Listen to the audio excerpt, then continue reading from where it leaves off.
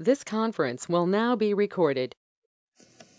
I am going to go ahead and record the webinar just to be able to send it out later if anybody wants to review the presentation.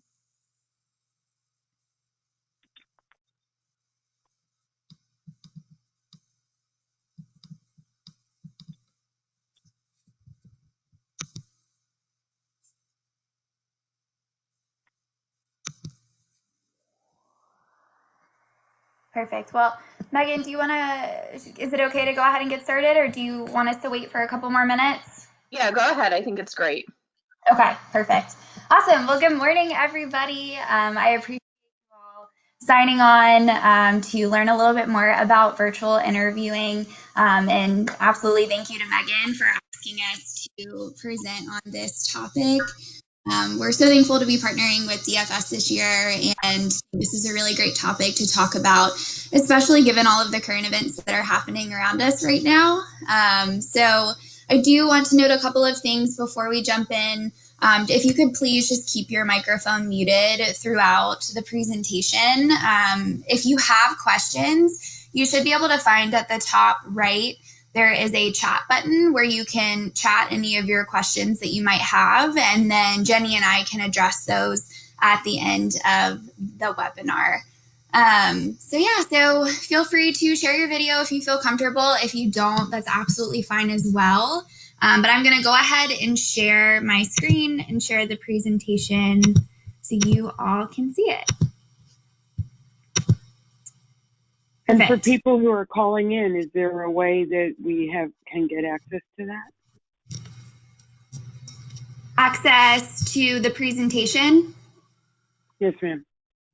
Yeah, so we can send the presentation out after for you to review it. We'll record the entire thing. So if you do want to maybe listen and take notes right now, we can definitely send everything out after so you don't have to, but it's your preference. Okay, great. Thank you. Yeah, absolutely. So hopefully everybody can see PowerPoint. If you can't, if somebody wants to unmute and let me know. But yeah, so we'll go ahead and get started.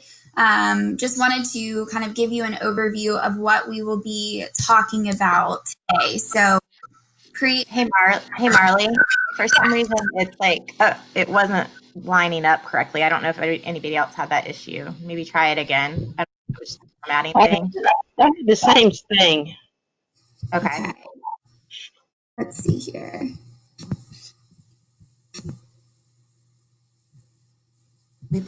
Yesterday and it was, so we'll just try again.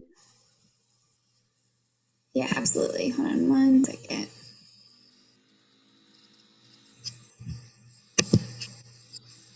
Okay.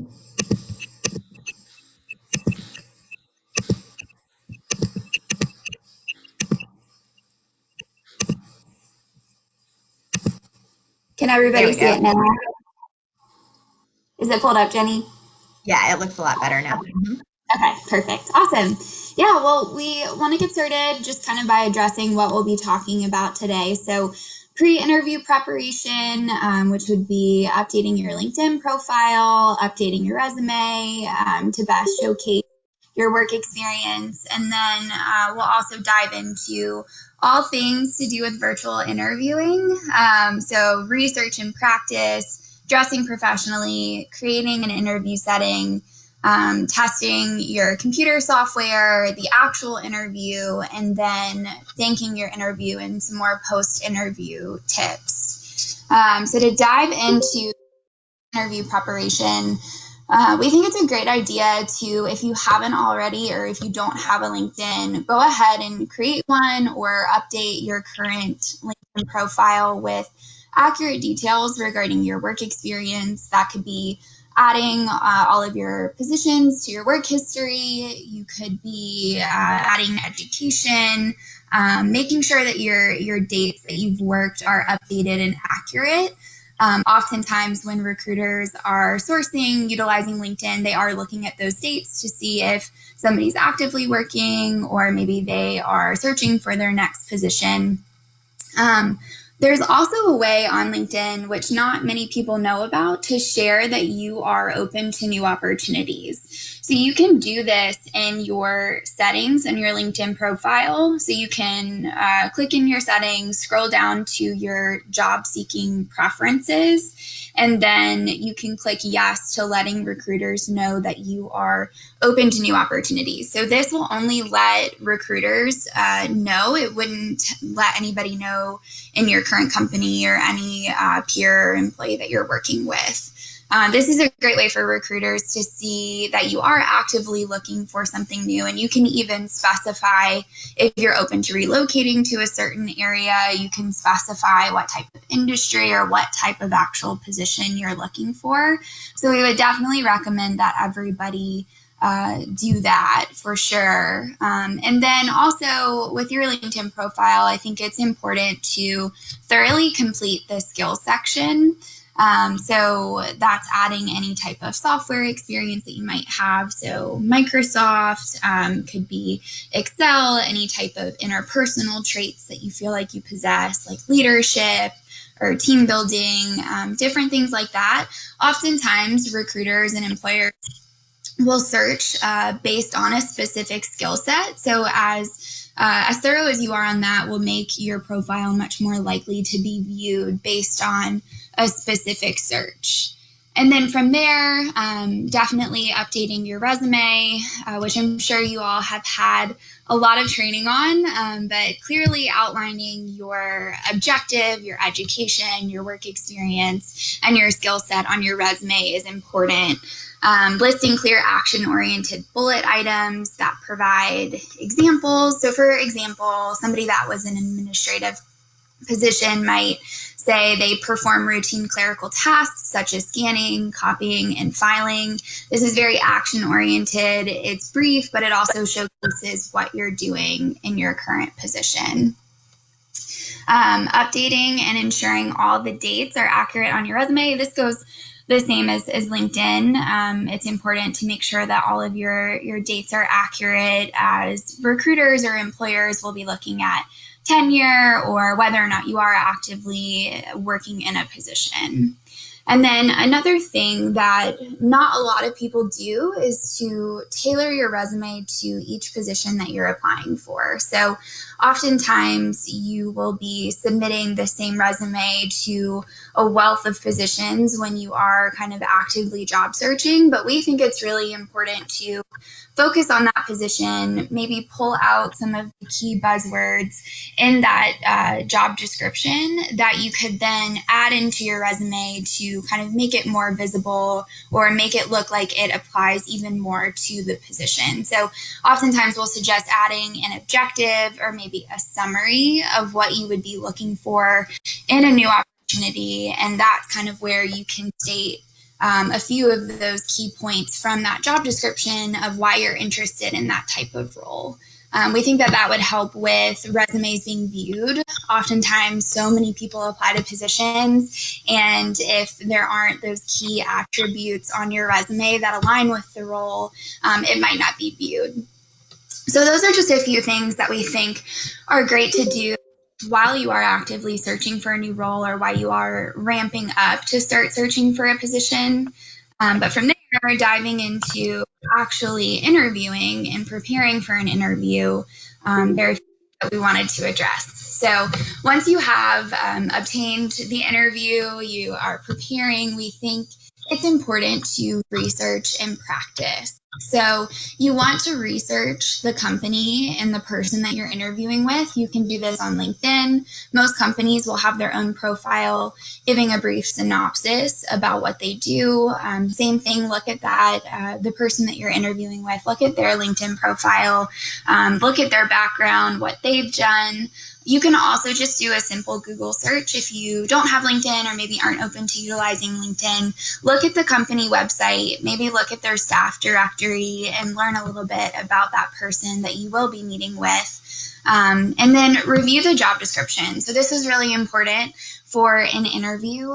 Definitely look over the job description thoroughly. And while you do that, almost start to anticipate questions that you will be asked. So you can kind of Google what typical behavioral interview questions will look like for a specific position or just in general. And we think it's a really great idea to start preparing for that. So practice your responses out loud, maybe call a friend, practice in the mirror, but get prepared to say the responses out loud. It's one thing to think in your head of how you want to respond, but until you really get comfortable and used to saying those things out loud, it might not be executed as well. So we definitely practicing, even if it might look goofy or you might feel uncomfortable, it will definitely make you feel more comfortable once you are interviewing. Dressing professionally, which I'm sure all of you are experts on this, but obviously dressing professionally on the top and the bottom is important, even though you probably won't only be seen from here up. But definitely just be prepared in the event that, I don't know, something were to go wrong. Just be dressed professionally, wear neutral tones, and wear something that makes you feel confident. I think that's really key, especially when you aren't able to kind of confidently walk into an interview and shake hands with somebody. You want to wear something that makes you just really feel that confidence. Creating an interview setting. So this is very crucial to a virtual interview. So you want to choose a place in your home or, wherever you are that meets a lot of criteria when it relates to being clean, professional looking, with strong lighting and limited decor. So if you don't already have an area in your home that maybe has a desk or some type of professional looking atmosphere, you can easily just find a blank wall or move something off of a wall if you don't have just already a blank wall and make your own kind of interview setting. So I did this a lot when I had recently graduated and was looking for positions. I didn't really have an area that looked super professional. So I would find a white wall and set up a lamp for good lighting. And then I would stack books on top of chairs to set up my computer or set up my phone to interview. So you can kind of make your own if you don't necessarily already have that professional space. I would just advise that you have really good lighting. Natural lighting is great. So if you could maybe try and get in front of a window or just, grab some lamps and try and find the best lighting that will fit that space. And then moving on from there to actually get ready that day for your interview, I think it's important to test your computer software. So download all the necessary software the night before or that morning and test it out. A lot of you all jumped on really early, which is awesome. That's exactly what you should be doing. Testing the software, making sure you can get in. Sometimes, you can even, if you're able to, try the software with a friend or just make sure that you log on like you are going to be joining the meeting to make sure that your video works, your audio works, and everything like that. I would advise for the actual interview to log in at least 15 minutes early just because crazy technical issues can happen. And, we want you to be as prepared as possible. And then definitely close out any distracting tabs or content. So if you are working from, or if you're going to interview from your computer or from your phone, maybe turn your phone on Do Not Disturb so you're not receiving text messages or calls during the interview that could maybe cause any type of issues with the connection. Definitely same for your computer. Close out any tabs that aren't necessary.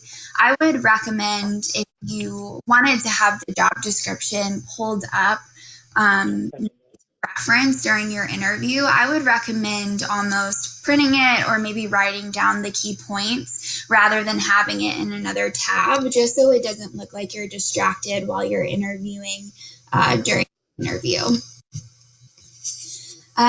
During the interview, definitely print out your resume if you can. If you can't, maybe write down or jot down a few key things that you do want to reference in regard to your resume during the interview and have that there. Definitely have writing materials on hand.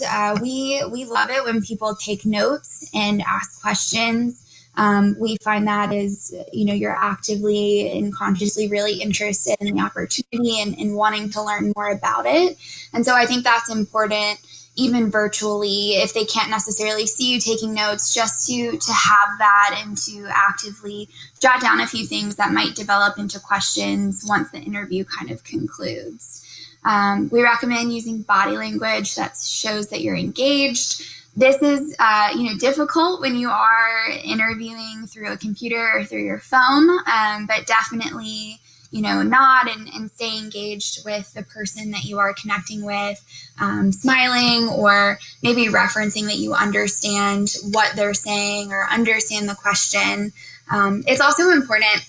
Sometimes connections can get muffled or they can disconnect a little bit. So I would wait a couple of seconds after somebody has asked the question to respond. And that way you know that their thought is fully finished, that they've concluded the question that they want to ask you. And it gives you a little bit of time as well to kind of think through the answer that you want to give. And then responding to questions with specific examples. So we often talk about the STAR method. That is really important. It's situation, task, action, and result. So when you're asked a question, maybe give me a specific example of when you've overcome a conflict in the workplace. You want to list a specific example of when you've had the conflict in the workplace, what occurred, what action you took, and what was the result, how it ended, how you pushed through something like that. So we think that's a really great way to acknowledge that you understand the question, but then truly relate it back to your experience. And I do want to note here, and I think this is true for any interview, but especially virtual interviews, there's nothing wrong with pausing to gather your thoughts. I think oftentimes people think that they have to have the answer ready to go and they have to be able to execute the interview perfectly by answering everything very quickly. And I think it's great to be prepared and have responses ready to go, but there's absolutely nothing wrong with a little bit of silence while you are thinking through your thought and saying it and saying your response exactly how you want to say it. After the interview, it's really important to thank your interviewer, just to show your thanks, yes, but then also to reaffirm your interest in the position that you interviewed for. So I think in the past, a lot of people would probably send written thank you letters. People typically steer away from that now and would probably go more for a thank you email. But you definitely want to send something that addresses thanking them for their time, stating why you think you would be a good fit for the position, and reaffirming your interest in the role. And it doesn't have to be in any particular order, but it's a great way to showcase why you're still so interested in the position, why you know that you would be a great fit, which, gets that confidence through, but then also showing your appreciation for them, even taking the time to consider you. So we think those are the key important factors to take into consideration while you are interviewing virtually. And obviously, I'm sure there are other things that we could address. So if you all do have any questions, would love to go ahead and address those. I don't know if anybody chatted anything, but Jenny, if you want to relay any questions that anybody has, or if anyone wants to come off their mute and ask a question, we can definitely address those. No questions came through on the chat, but we obviously welcome any questions. I know that was a good amount of information, so please don't be afraid to speak up. Yeah, absolutely. And if I talk too fast through something and you wanted more clarification, definitely feel free to message it now or come off mute, and I'm happy to readdress any topic that I talked about.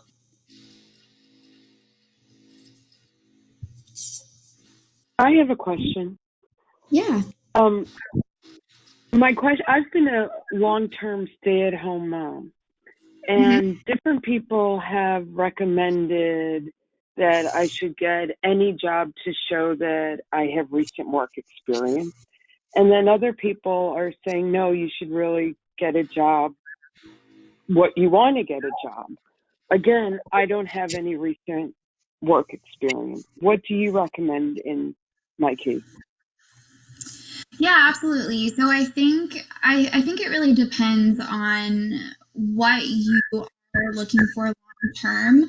I think a great way for people that have been out of the workforce for a while to kind of re-enter the workforce and build up that recent work experience could be contract opportunities. So you could maybe take an administrative contract that maybe doesn't align perfectly with what you're looking for, but maybe would build up those transferable skills and could give you the opportunity to just dip your toe back in the water and kind of build up that confidence. And then from there, once you've kind of built up that skill set and become more acclimated to the workforce, be able to start targeting positions that maybe you do want more long term. Thank you. Yeah, absolutely. We've had a couple questions that came over, and one would be to, could you please explain the STAR response again when interviewing? Yeah, absolutely. So, for a lot of recruiters and employers, anybody that is going to interview you will often ask behavioral based questions. So, these are going to be questions that are related to how you would interact with something or how you would think through a process in the workforce. So, oftentimes when somebody is interviewing you, they'll ask a question that would allude to you providing a specific example. And so we like to reference this as the STAR method and how you would respond. So the STAR stands for situation, task, action, result. So you would want to respond to that question referencing a very specific situation. So, for example, you had a conflict in the workplace. How did you overcome that? So you're going to reference what the conflict was, maybe why there was conflict, and then you're going to talk about how you thought through responding to that situation. And then you'll talk about the action that you took, why you came to taking that action, and then from there, what was the result of that action. So it's a great way for you to kind of show the methodology of how you would react to a situation in a work environment, but it also gives you the opportunity to discuss and relate your experience to a very specific situation that could then be transferable into the position you're interviewing for. Yeah, that's great. Just to follow up, a lot of you may have heard a technique we use as behavioral interviewing, and that's basically if we're looking for a communication skill, for example, the best way that we know you have that skill is by you providing us with a specific example of when you've used it in the past. So oftentimes, a lot of times what we'll see is people generalize their response. So the STAR method helps you avoid generalization, like, oh yeah, I always skills by doing phone interviews, by being more specific to say, there was a time where I had wanted to broaden my communication skills, so I organized a webinar. And the audience was this, and the result was this. So it's a way for you to actually show that you had that skill and that you actually applied it. Another question we got, and this one is a little bit more specific, so we're going to do our best to answer it. The question is related to somebody, their individual situation is that they are in a pharmacy field. They don't have the money for a certification, but they have 5 years of experience. What should they do? Could you repeat the first part, Jenny? Sorry, it cut out a little bit. Sure. It's they have been trying to find work in a specific field, for example, a pharmacy tech, and they don't have the money for the certification, but they have 5 years of experience. I know I can speak to us. I don't have a lot of experience recruiting in the pharmacy technician field, but I guess kind of going to, if you have the 5 years of experience, I don't know again how it would relate to that specific role. But I'm trying to think of any insight. I don't know that you always need a certification. Like I'm thinking about for my role, for example, for PHR. I'm a director of recruiting, but I didn't have the time or money to get my PHR, but I was still able to show how I had a lot of those things from past work experience. So what is something that I would obtain from getting a PHR, let me show that in a work experience that I've had. Like I've had to participate in, some type of HR task that I would have gotten through the certification. Does that help at all? Yeah, I think that's a great point, Jenny. And then also adding if the reason for the certification is to have some type of added knowledge or learning experience, there are oftentimes a lot of free tools that you can find, like on YouTube, which sounds strange, or other platforms that you can kind of learn about specific topics that maybe you are wanting to grow your experience on, grow your knowledge on, that could then not necessarily take the place of a certification, but kind of supplement that until you do have the resources to obtain the certification.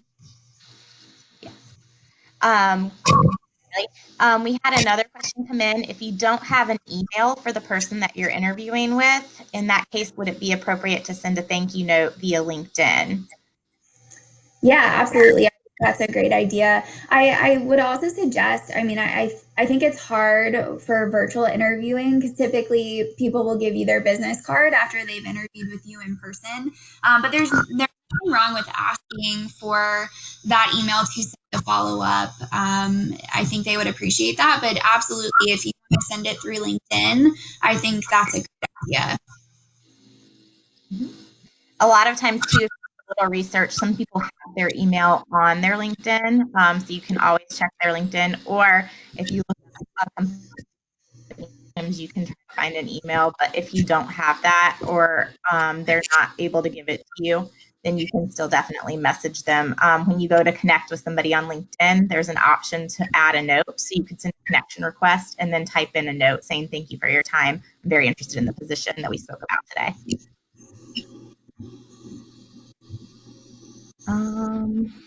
Let's see. I think that's all the questions that we had come through on chat. Does anybody else have anything that they'd like to ask?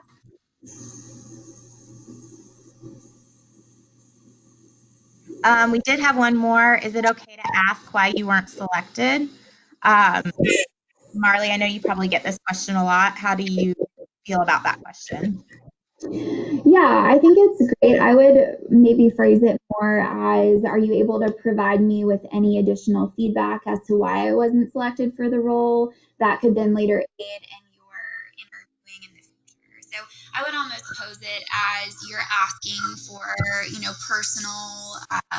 personal growth for future interviews, rather than maybe just saying, why wasn't I selected? I think that shows a lot of want to grow anyway, and is a great trait to showcase in the job search. Thanks. Yeah, and if I know that if anybody's experiencing the kind of slow job market right now, Green is also seeing that positions are coming through slower. A lot of companies are going on hiring freezes right now, so this is a great time to update your resume, constantly look at job boards, network in the community or through Facebook groups, different things like that. And we are also here as a resource just in the extra time that we have. If you all want to maybe send a resume, we can definitely review it, provide type of tips or suggestions, and kind of aid in any way, just while there is a little bit more downtime typically for everyone right now. We did have one more question come in. Why do some companies interview you if they know that they are not going to end up hiring you? Because that has happened a lot. The person said they were good, but not good enough. I think that's a hard question to answer because I know every situation is very unique and different.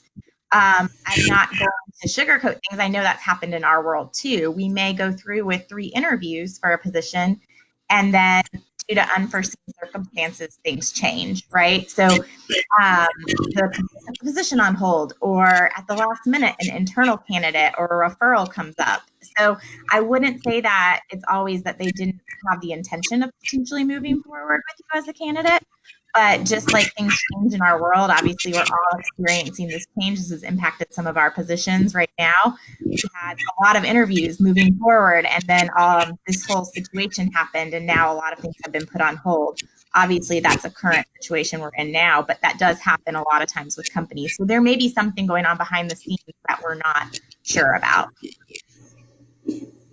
Yeah, I would agree with that, Jenny. And sometimes companies too, something could have changed last minute with the position and they still wanted to move forward with the interview. You could be a potential future fit for any openings that they might have. Mm-hmm. And then we had a question come through if we could provide an email address to send resumes for critique. As Mark mentioned, we are also a little bit slower right now with the amount of positions that we're working, but we do still have some openings, and we also would like to use this time to try to help people in addition to what we already do. So we would be happy to share. My email address is JENNY, and I'll type it in the chat, JENNY@greenresources.com. Marley, if you want to share yours in the chat too, we're happy to send that. We do have a couple recruiters on the line that are interviewing for one of our call center roles, that they do have some openings hopefully coming up in May, given any unforeseen changes with the current climate. So we'll be happy to take a look at your resume, provide tips or guidance, add it to our database. As Marley mentioned, you can go onto our website, greenresources.com, which we'll type in, and check and see what we do have open, and share that. You can upload it onto our talent network and get alerts when we do have positions. We are optimistic and hopeful that once this environment does change and people pull through, that we will see a return in positions and hopefully some additional hiring coming through. Yeah, absolutely. And I put both of our email addresses into the chat.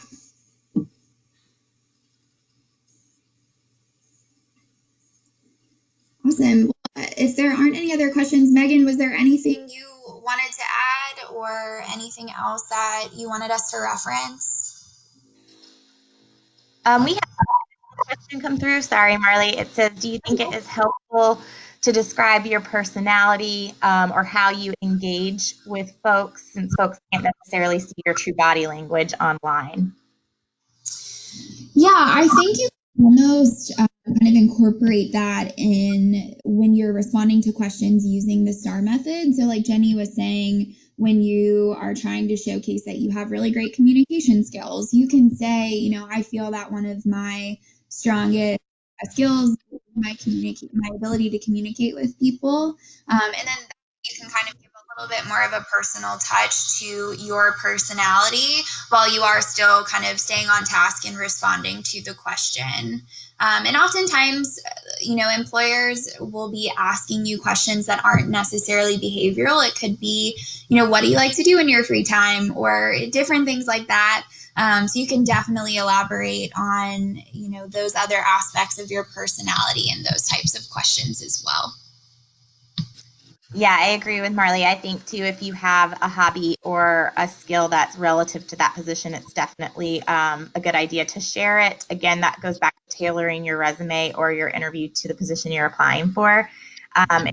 Change your resume and have different versions, as long as obviously you're still being truthful. But you can add those specific skills or a hobby if it's relative to that position that you're applying for.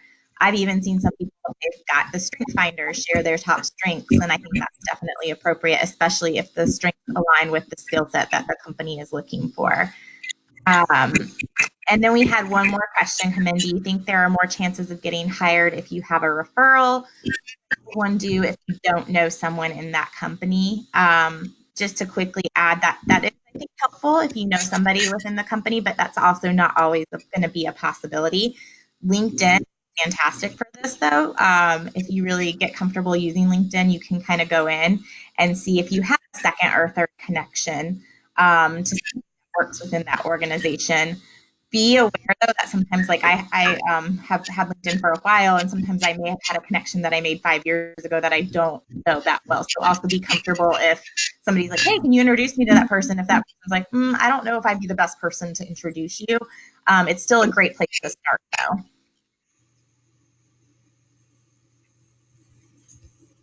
Yeah, definitely. And networking. Okay. I'm sorry.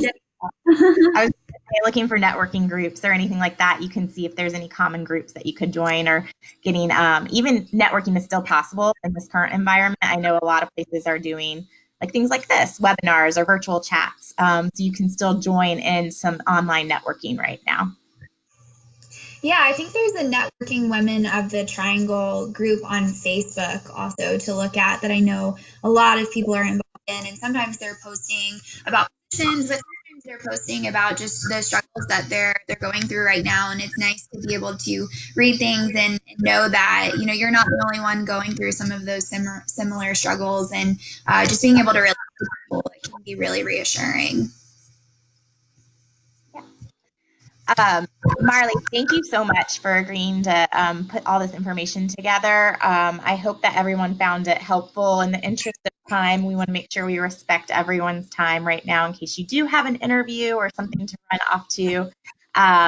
We did record this presentation, as Marley mentioned in the beginning, so we can send it out. We'll also send out a copy of the presentation. Put together a few video clips for anybody that missed the presentation today on tips for your LinkedIn and resume that Marley did. And then one of our other recruiters, Nicole, put together a video interview clip. We'll be sending all of that out.